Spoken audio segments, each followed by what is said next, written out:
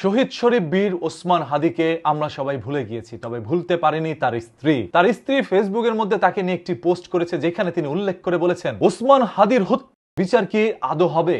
ইনকিলাব মঞ্চে কোনো প্রোগ্রামের ডাক কেন দিচ্ছে না? প্রথমত বিচার হবে না এই শব্দটাকে মাথায় আনা যাবে না। বিচার হতেই হবে, সেটা যে কোনো মূল্য। বিচার আদায় না হলে ওসমান হাদিরা, বিপ্লবীরা এদেশে আর জন্মাবে না। তবে এত দেরি বা সময় কেন লাগছে? ওসমান হাদি একটা অনুষ্ঠানে তার বক্তব্য রবীন্দ্রনাথের দুটি লাইন বলেছিলেন, সহজ করে বলতে আমায় কহজে, সহজ কথা যায় না বলা সহজে। তাই যুক্তি তর্ক ব্যাখ্যা কিছুই টানছি না, শুধু এতটুকু বলা, আপনি বা আপনারা জানেন কেন সব সহজেই হচ্ছে না। জাস্ট মনে রাখবেন, ওসমান হাদি বলে গিয়েছিলেন, আমাদের লড়াই অনেক দীর্ঘ, মুমিনের জীবন মানেই লড়াই সংগ্রাম, তাই সংগ্রাম চালিয়ে যেতে হবে। ইনকিলাব মঞ্চ নিয়ে শহীদ ওসমান হাদির নিজের বলা কয়েকটা কথা আপনাদের জানাতে ইচ্ছে হলো। আমার প্রথম সন্তান ইনকিলাব মঞ্চ, আমার দ্বিতীয় সন্তান ফিরনাস।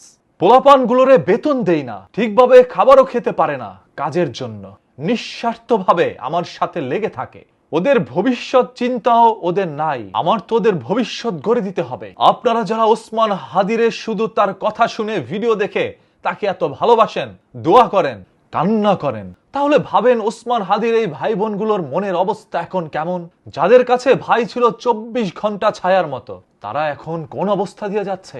ওসমান হাদি এখন বেঁচে থাকলে বলতেন, আমাকে নিয়ে যা খুশি তাই বলেন, সবকিছু মেনে নিব, তবে ইনকিলাব মঞ্চে থাকা আমার ভাই বোনদের নিয়ে কোনো কিছু বলবেন না, আমি সেইগুলো মেনে নিব না। দ্বারস্থই যে জমিনের নিশ্চল নিয়তি, লড়াই সেখানে সর্বোত্তম ইবাদত। তার স্ত্রী এইভাবে ফেসবুকের মধ্যে পোস্ট করে তার মনের এই আকুতিগুলো প্রকাশ করে। আজ হয়তোবা বাংলাদেশের অসংখ্য জনগণ শহীদ শরীফ ওসমান হাদিকে ভুলে গিয়েছে। যারা একটা সময় বলেছিল আমরা কোনোদিন ওসমান হাদিকে ভুলতে দিব না, আজ তারাই ভুলে গিয়েছে। এই ওসমান হাদি আপনাদের জন্য কথা বলেছিল, এই ওসমান হাদি বাংলাদেশের 18 কোটি মানুষের জন্য কথা বলেছিল। আজ এই 18 কোটি মানুষ ওসমান হাদির জন্য একটু কথা বলতে পারে না, ফেসবুকের মধ্যে ন্যূনতম একটি পোস্ট করতে পারে না। আসলে আমরা খুবই বেঈমান জাতি, আমরা অপদার্থ। আমরা যদি আসলে স্বার্থপর না হতাম, তাহলে অন্ততপক্ষে ওসমান হাদিকে নিয়ে সবসময় কথা বলতাম, যাতে করে বাংলাদেশের মানুষ তাকে ভুলে না যায়।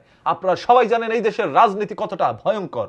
কোন একটি ইস্যুকে চাপা দেওয়ার জন্য নতুন করে আরেকটি ইস্যুর জন্ম দেওয়া হয়, সেই ইস্যুতেই ঢাকা পড়ে যায় এরকম অসংখ্য ওসমান হাদিদের জীবন, এবং বেঁচে যায় সেই সকল ভয়ঙ্কর অপরাধীরা যারা এখনো ফয়সাল নামে ঘুরে বেড়াচ্ছে আপনার আমার চারপাশে। বলা হচ্ছে ওসমান হাদির অপরাধী সেই ফয়সাল এখন বিদেশের মাটিতে আছে, আবার জানা যায় তিনি দেশের মাটিতে অবস্থান করছে। কোন একটি রাজনৈতিক মহল তার নিরাপত্তা দিচ্ছে। কোনটা সত্য কোনটা মিথ্যা আপনি আমি জনগণ আমরা জানি না। কবে জানতে পারবো সত্য? সেই সত্যের জন্যই লড়াই আপনার আমার। আমি ওসমান হাদিকে ভুলতে দিতে চাই না। আমরাই সবাই হব একদিন ওসমান হাদি। মনের মধ্যে এই আশা রেখেই হবে আমাদের আগামী দিনের সংগ্রাম। তাই ওসমান হাদিকে বাঁচিয়ে রাখতে হইলে অন্তত পক্ষে ফেসবুকে তাকে নিয়ে একটি করে পোস্ট করে যান।